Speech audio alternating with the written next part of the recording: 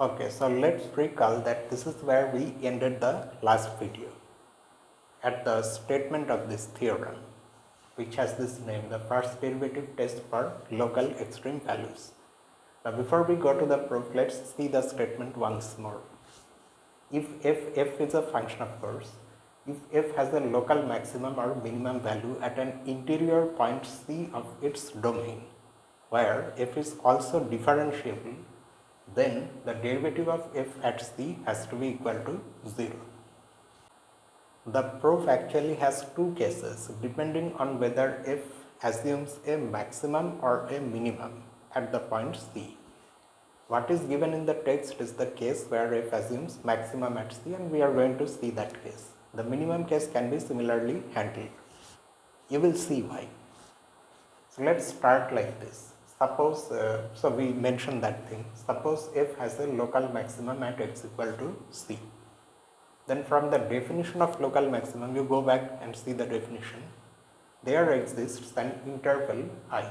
I have used an asterisk here because I should have written open interval contained in the domain of f such that C belongs to I and f of x is less than or equal to f of C for all x belonging to I. What's happening here? Why should I choose this I to be an open interval, and why am I able to choose that? That is because C is an interior point of the domain of f. So that is why an open interval containing C exists, which itself is entirely contained inside the domain. That's what C being an interior point means. And further, we need this because we are going to consider the derivative of f at C, for which we are going to need values of x on both sides of C. So we need some room in the domain on the left side of C as well as on the right side of C. So that's why you should actually write open here, open interval I.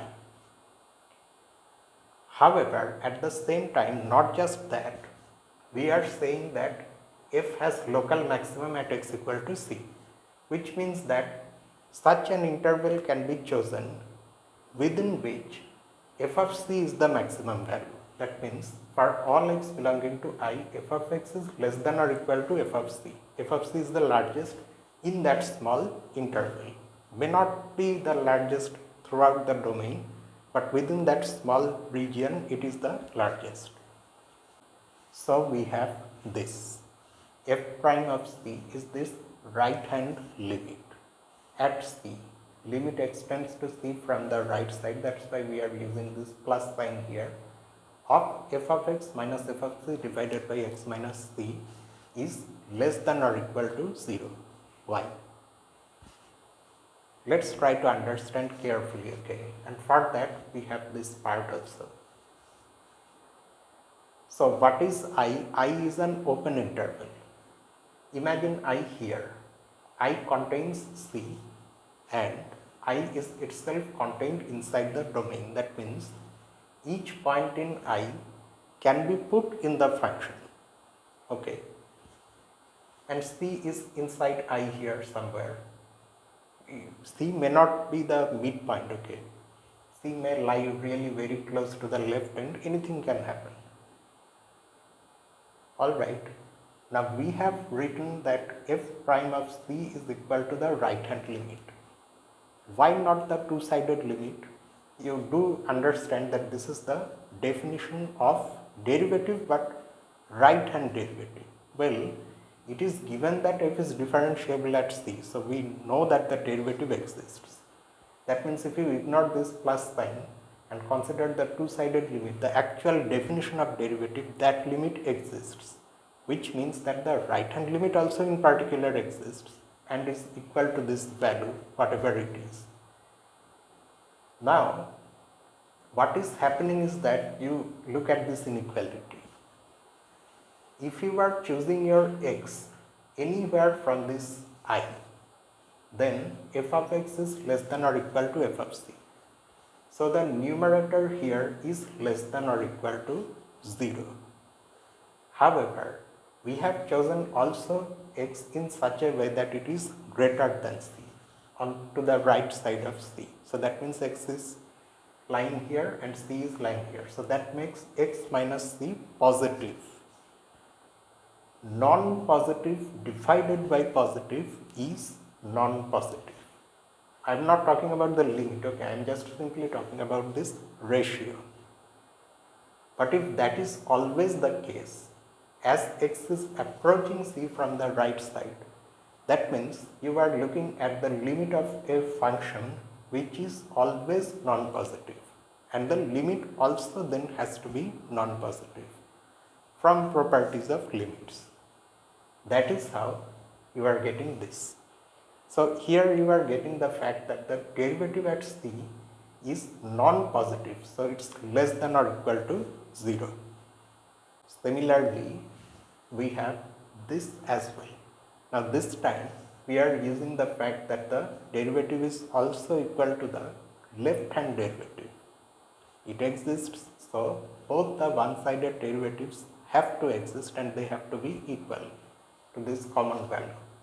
But now what we are doing, we are again choosing x from inside I, but this time x is approaching c from the left side, x is less than c. That makes x minus c negative. However, the fact that the numerator is non-positive stays, it is less than or equal to 0. The denominator, however, is negative because x is less than c. So that changes the inequality, this inequality to this one. It becomes greater than or equal to 0. And that's why as x approaches c from the left side, this left hand limit is greater than or equal to 0. So combining these two inequalities, that this is non-positive as well as non-negative, the only option left for us is that this must be equal to 0. But that's what we wanted to show. So that's where the proof kind of ends. The only thing is that you also have to check that case where f assumes a local minimum value at c, which however, after going through all this, you can do it yourself. You try it, but if you find any difficulty, you let me know in the comment section below.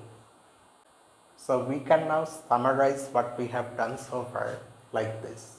So the only places where a function f can possibly have extreme values are the following: interior points where the first derivative is 0, interior points where the first derivative is undefined, and endpoints.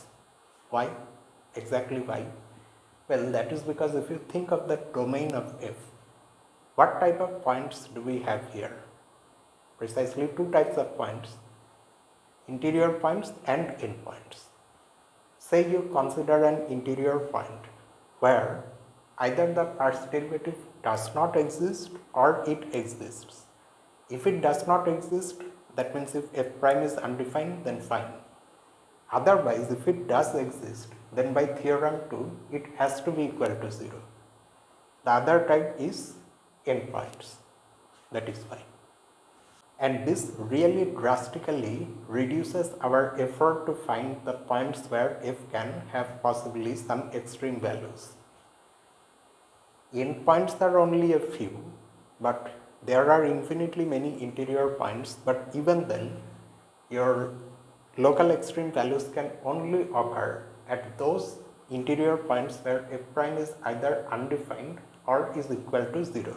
And in practice, what is found is that these points are so few in number that we can not only find them, but we can find the function values at these points, and then we can see which one of them is absolute maximum and which one is absolute minimum. And to make it really easier for us to refer to these situations, we have a small definition here. An interior point of the domain of f where f prime is either 0 or undefined is called a critical point of f.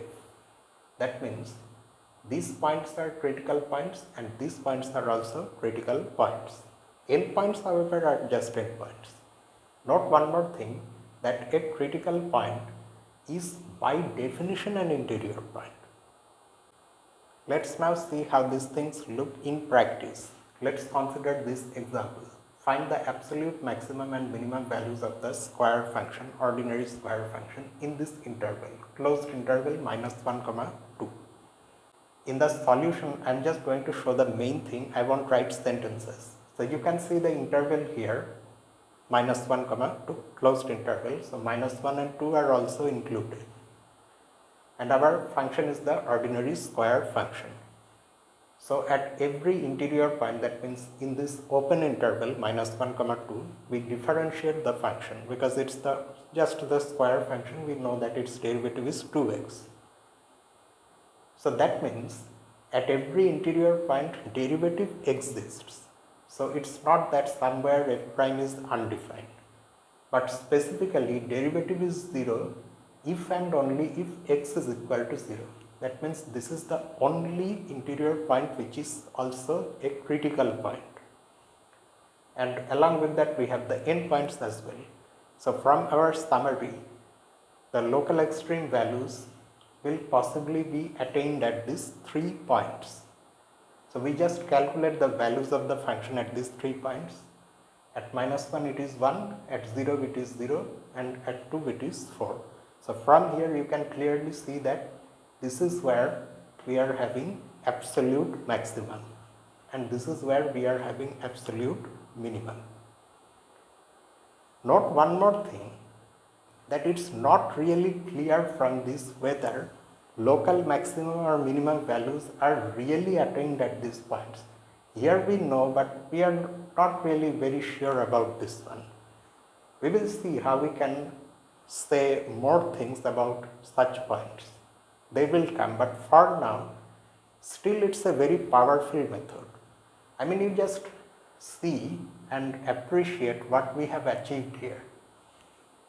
Potentially there are infinitely many points for us to check for absolute maximum, minimum, but because of our theorem, things have come down to only 3 points. Next we have example 4, where we have to find the absolute extrema. Extrema means maximum or minimum, maxima or minima, plural, of the function g of t, which is 8t minus t to the power 4, this time in the closed interval -2, 1. So now the situation is this. The interval is the closed interval between -2 and 1, formed by them actually. And the function is 8t minus t to the power 4. So we straight away consider this condition because this is what we have to consider. And that too, we are actually considering it straight away because we know that this is a polynomial function and so it is differentiable at every real number, in particular at every interior point of this interval. So we are not bothering to see whether it is defined or not at some point. It is defined everywhere. Now we just have to check where it becomes 0. So doing the differentiation we get 8 minus 4t cube, and that is equal to 0 if and only if t equals the cube root of 2. However, this lies outside this interval. So that means within this interval there is no interior point where g prime vanishes, and that means that this function has no critical point in this interval. But of course the endpoints are always with us. I mean always with us in the sense that we are considering closed intervals. As long as we are doing that, they are with us. But they also may not be with us if we consider open intervals. Here they are with us, so we just calculate the g values at these 2 points, finding -32 as the value at -2 and 7 at 1. So here you have at 1 you have the absolute maximum, and at -2 you have absolute minimum. Next example 5, where this time we have to find absolute extrema of this function h of x, which is x to the power 2 over 3 in the interval -2, 3. So here the interval is -2, 3 and the function is this x to the power 2 over 3. So we just simply differentiate, and we don't immediately put equal to 0. I mean if you want you can, but you will quickly realize that there is a problem. problem at x equal to 0. You can follow the usual power rule for differentiation and write the derivative, which will be this 2 divided by 3 times x to the power 2 over 3 minus 1, which is minus 1 over 3. But because of this negative exponent, this derivative is undefined at x equal to 0. This time you have found 0 as a critical point, but for a different reason. Not for the derivative vanishing there, but rather the derivative not even being defined there. It's undefined there. Still, by definition, it's a critical point. And that is the only critical point. That's where the derivative is not defined, and elsewhere it does not become 0. This expression never becomes 0. So that is why we calculate the function value at the critical point and at these two endpoints, finding these values. From these values you can clearly see that there is an absolute minimum at 0 whose value is 0, and an absolute maximum of cube root of 9 at the point x equal to 3. And finally we look at this drawback of theorem 2 as well. While a function's extreme values can only occur at critical points and endpoints, but every critical point or endpoint does not give us extreme values. To see why, you consider this function y equals cube root of x, whose graph looks like this. The function is continuous, but if you calculate its derivative, it is this 1 over 3 times x to the power minus 2 over 3. And you can clearly see that this is not defined at x equal to 0, which you can also clearly see geometrically as the graph becoming momentarily perpendicular to the x-axis, that means vertical. So the slope is undefined there and slope is derivative. Alright, anyway, so that means even if we consider this function on the entire real line, so that every point is an interior point of the domain, but there is only one critical point, that is x equal to 0, where the derivative is undefined. Even then, that is not a point where a local maximum or minimum value is being attained. Why? You look at the graph carefully. To the right of 0, the values continuously increase. To the left of 0, the values continuously decrease. So, no matter how small a region you can think of around 0, containing 0, within that small region also, the value of the function at 0, which is 0, is neither a maximum nor a minimum. There are smaller values on the left side and there are larger values on the right side. So, in spite of having a critical point at x equal to 0, we don't have any local extreme value there. The converse is what that theorem tells us, that if there is a local extreme value and the derivative also exists at that point, then the derivative has to be equal to 0. So that is a drawback of that theorem, that we can find the critical points and endpoints of course are with us, but then we cannot say anything more. And for that you can also consider this other example, the more familiar cubic function x cube, whose graph looks like this. Not exactly really like this, but more like this. But you get the general shape. Okay, it increases, it of course just continuously increases, but it waves like this as it crosses the origin. And I was not able to draw here properly. Momentarily at the origin it becomes horizontal, so that the slope there is 0, which you can clearly see from the derivative. This becomes 0 exactly at x equal to 0. So when you consider this function as a function on the real line, then 0 is the only critical point. This time, however, it is a critical point because not because the derivative is undefined there, derivative is defined everywhere, but there the derivative vanishes. So this is the critical point for the function, but even then here also, just like the previous one, no local maximum or minimum value is attained. On the left side, there are smaller values, on the right side, there are larger values, no matter how small an interval you choose containing 0, around 0. So this is where the section ends, and after that we have many exercises. We will do a few of them and then we will go to the next section, where we will see what we can do about this problem of not really being able to say what will happen at a critical point. I mean, did you notice that in the previous examples, we just were able to find absolute maximum and absolute minimum, but not what happens at each critical point, or say at the end points where absolute extreme values are not attained. What is happening there? So we have to address that problem that we will do in the next section.